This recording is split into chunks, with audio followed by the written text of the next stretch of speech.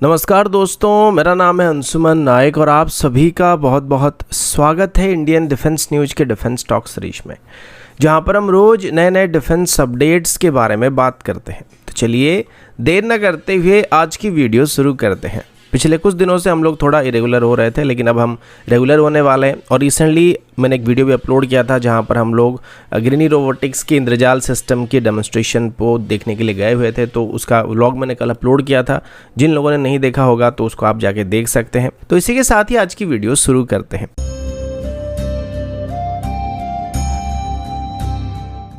आज की पहली अपडेट उत्तम एएसआर रडार की तरफ से है। तो अभी उत्तम एएसआर रडार जो कि हमारा इंडिजिनस एएसआर रडार है, इसकी मार्क 1 वेरिएंट की लगभग सभी डेवलपमेंटल टेस्ट को कंप्लीट किया जा चुका है। जिसके बाद अभी बताया जा रहा है कि उत्तम एएसआर रडार की जो मार्क 1 वेरिएंट है, जिसे खास करके तेजस MK1 में इस्तेमाल करने के लिए डेवलप किया गया था, उसकी प्रोडक्शन को 2024 से शुरू किया जाएगा। और फिलहाल इस प्रक्रिया को अभी तेज भी किया जा रहा है, क्योंकि पहले बस 83 तेजस MK1 को खरीदने का प्लान किया गया था, लेकिन अभी 100 से ज़्यादा एडिशनल तेजस MK1 को खरीदा जाएगा। तो उसमें भी सेम उत्तम एएसआर रडार का इस्तेमाल किया जाएगा। अभी रिसेंटली LRD और DRDO की तरफ से कुछ प्राइवेट सेक्टर कंपनियों के साथ भी उत्तम एएसआर रडार को मैन्युफैक्चर करने के लिए कॉन्ट्रैक्ट को साइन किया गया था, जिसमें वो आगे चल के इनको मास प्रोड्यूस करने वाले हैं।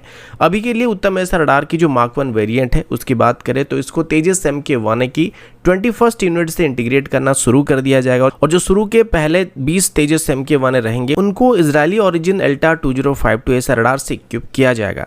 साथ ही अभी LRD की तरफ से उत्तम एएसआर रडार की मार्क 2 और मार्क 3 वेरिएंट को भी डेवलप किया जा रहा है, जिनको तेजस MK2, MK और SU-30 MK जैसे एयरक्राफ्ट में फ्यूचर में इस्तेमाल किया जाएगा। और आगे चल के MiG-29 में भी उत्तम एएसआर रडार को इंटीग्रेट करने का प्लान किया जा रहा है। और खास करके जिन MiG-29 को हम लोग 2030 या 35 के बाद भी ऑपरेशन रखने वाले, उसमें उत्तम एएसआर रडार को इंटीग्रेट किया जाएगा।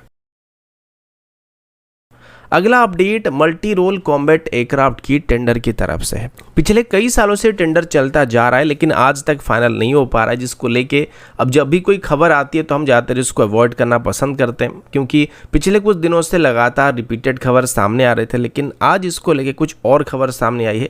रिसेंटली जब एडिशनल तेजस MK1 को खरीदने का प्लान किया गया था, तो कुछ लोगों को ऐसा लगा था कि शायद अभी मल्टी रोल कॉम्बैट एयरक्राफ्ट की टेंडर को कैंसिल कर दिया जाएगा, लेकिन ऐसा नहीं होने वाला। और ये बात मैंने आपको तब भी एक प्रीवियस वीडियो में एक्सप्लेन किया था। इसी बात को अभी दर्शाते हुए इंडियन एयरफोर्स की तरफ से क्लियर किया जा रहा है कि इंडियन एयरफोर्स की तरफ से अभी मल्टी रोल कॉम्बैट एयरक्राफ्ट की टेंडर को जल्दी फाइनल किया जाएगा। और ऐसा करने के लिए इंडियन एयरफोर्स की तरफ से जो रेगुलर टेंडरिंग प्रोसेस है, उसमें से कुछ चीज़ों को अवॉइड करने का फैसला किया जा रहा है। खास करके अभी हम जो उम्मीद कर रहे थे कि अब इंडियन एयरफोर्स की तरफ से इसके लिए रिक्वेस्ट फॉर प्रपोजल को इशू किया जाएगा, तो इंडियन एयरफोर्स की तरफ से भी ये बताया जा रहा है कि वो अभी रिक्वेस्ट फॉर प्रपोजल को ओमिट कर सकते हैं और सीधे टेक्निकल इवैल्यूएशन को शुरू कर सकते हैं।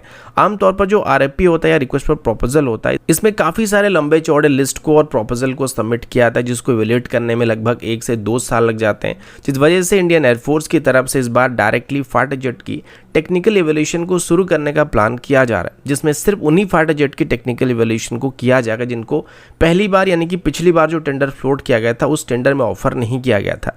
और जो एग्जिस्टिंग फाइटर जेट इसमें पहले से ही पार्टिसिपेट कर रहे थे उनको इवैल्यूएट नहीं किया जाएगा। और अगर बीच में उन फाइटर जेट में कोई अपग्रेड किया गया होगा या उनकी कुछ सब सिस्टम को पहले के मुकाबले चेंज किया गया होगा, तो सिर्फ उन्हीं सिस्टम को इवैल्यूएट किया जाएगा, जिससे मल्टी रोल कॉम्बैट एयरक्राफ्ट की टेंडर को फाइनल करने का जो समय है वो 1 से 2 साल के आसपास जल्दी किया जा सकेगा। लेकिन फिर भी इसको अभी फाइनल होकर हमको फाइटर जेट को डिलीवर होने में मिनिमम 5 से 6 साल का टाइम लगने वाला है।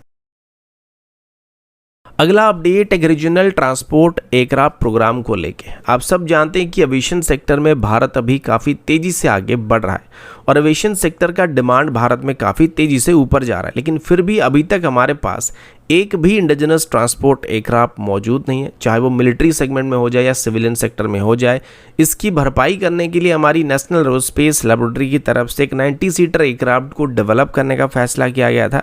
और इसमें इनिशियली इंडियन एयरफोर्स की तरफ से भी नेशनल एरोस्पेस लैबोरेटरी को सपोर्ट किया जा रहा था, लेकिन बाद में अभी इंडियन एयरफोर्स को लगा कि नेशनल एरोस्पेस लैबोरेटरी की तरफ जिस रीजनल ट्रांसपोर्ट एयरक्राफ्ट को डेवलप करने की कोशिश किया जा रहा है, ये इंडियन एयरफोर्स की मिलिट्री ग्रेड के ऑपरेशन के लिए शायद सक्षम नहीं होने वाला है, जिस वजह से इंडियन एयरफोर्स की तरफ से इस प्रोग्राम से पीछे हटने का फैसला किया जा रहा है। लेकिन फिर भी ये जो रीजनल ट्रांसपोर्ट एयरक्राफ्ट प्रोग्राम है ये अभी आगे बढ़ने वाला है, जो कि खास करके सिविल एविएशन सेक्टर में काफ़ी काम आने वाला है।